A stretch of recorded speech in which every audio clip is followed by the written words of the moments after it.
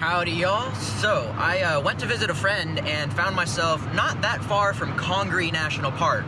So I figured, since it's only a couple hours away, I'm gonna extend my trip by a day, head down that way and check out Congaree National Park. People say Congaree is one of the worst parks in the nation, and I somehow doubt it. It sounds awesome. But I'll let you know what I think at the end of the video, so stay tuned until the end to find out whether it really is one of the worst national parks in the country or not. I kind of doubt it. So we're gonna go check out Congaree National Park. Y'all stay tuned.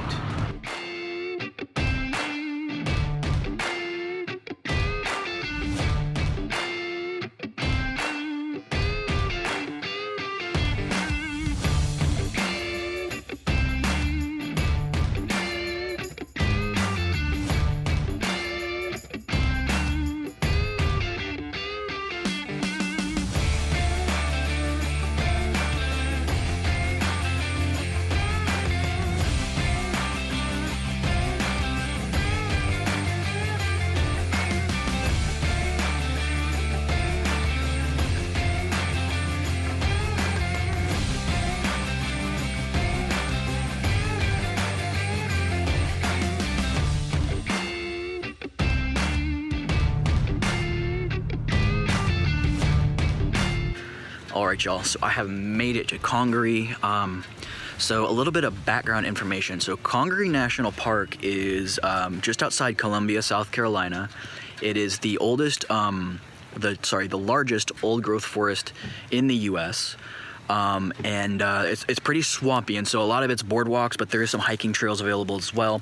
They have camping, but it is not like for vans. There is some free camping around. If you look at like iOverlander and free campsites and stuff like that, there is some free camping around, and there's state parks for RVs, but they don't have any RV camping in the national park. It's like park and then walk to your campsite kind of camping. So we're gonna head into the visitor center. I need to get myself a magnet,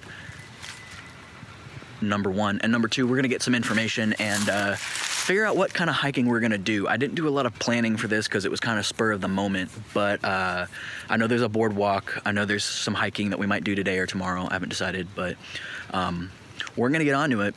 This is Congaree National Park outside Columbia, South Carolina. Let's do it.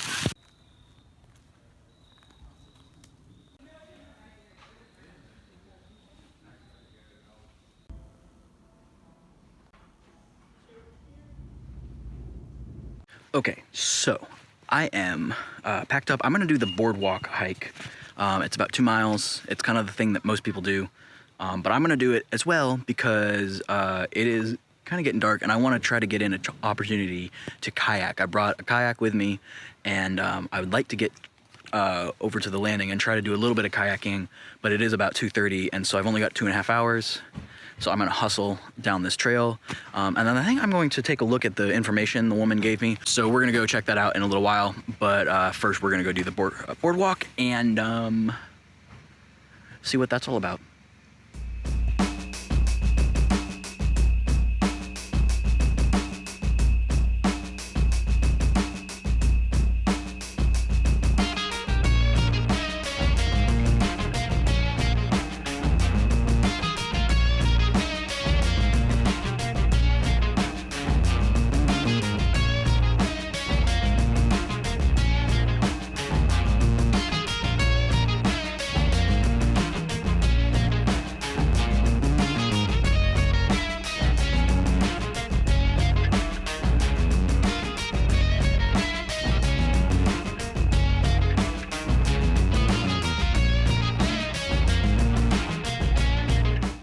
Alright, so I am standing just behind me there.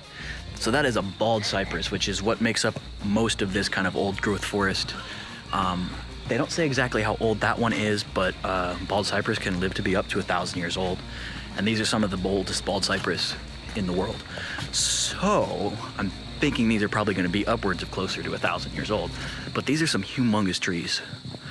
Other cool things we've seen so far, the muck in this park is 8 feet thick, and it functions kind of as a natural filter for the water. So it keeps pollutants and other things like that kind of out of the Congaree River.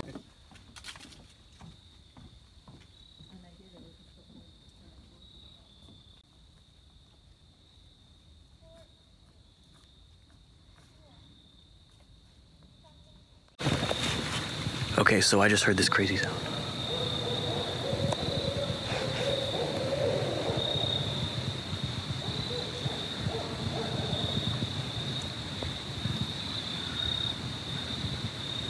What?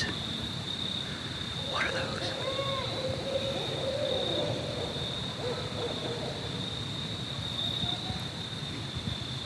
I think they're owls. I don't know, I've never really heard a big owl before. Whoa, that was cool. We stopped anyway for the owl. This behind me is a tupelo tree. It's a water tupelo. And you can tell because the trunks are super swollen down by the water. They only grow where there's a lot of water, and the moss lines on here. Let's see if I can find a really good one.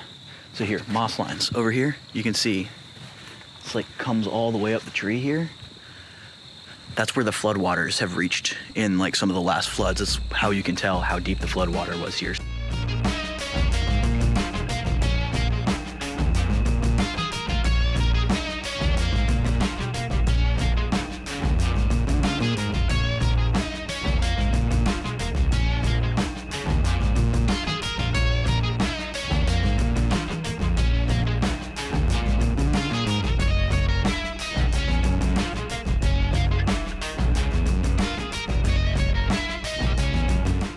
All right, so I'm standing at the Lake Welton area.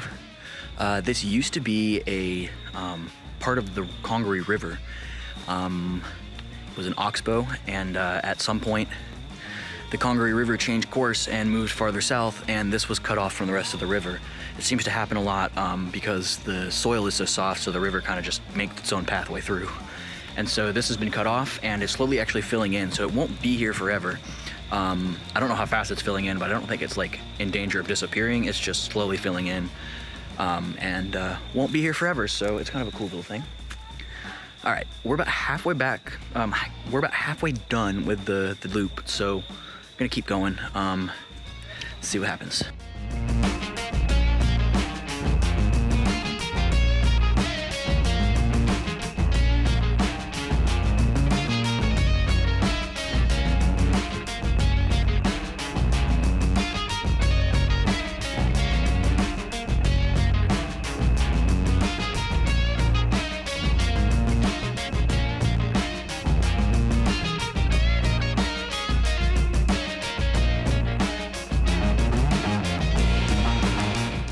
Alright, so I have reached the end of the boardwalk. A couple more tidbits that I found out about Congaree and the Congaree floodplain. So during Prohibition times, this was a moonshiner utopia because of all the thick trees and the thick canopy and the lack of any kind of infrastructure. This was where they came to make moonshine, in the Prohibition area. And on top of that, not far from here, there were several maroon settlements, which are settlements of freed slaves from like the Civil War times. They came out into these swamps to get away from the plantation owners and kind of try to live a free life. So I'm gonna head back towards the visitor center and investigate kayaking and possibly look at a place to stay for the night near here. I'm gonna look into it, see what I find. So yeah, stay tuned.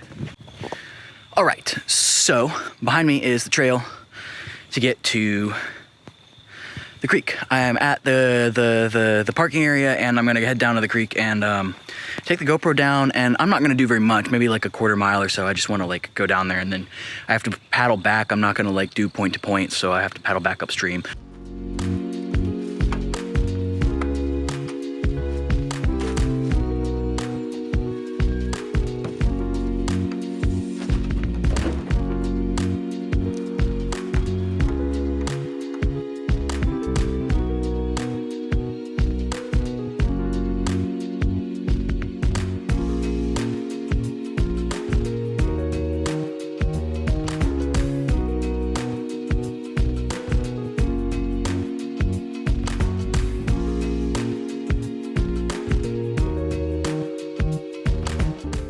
Alright, so first of all, my sun dolphin is too tippy for this situation. It's too dark. I can't see in the water for obstacles, and I've gotten stuck a couple times and almost flipped once.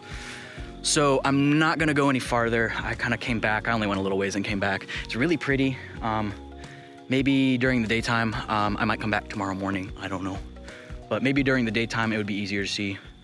Regardless, bring polarized sunglasses. I left mine in the car, but bring polarized sunglasses because the water's murky and there's a lot of dead stuff in the water, and so it's tricky to get around.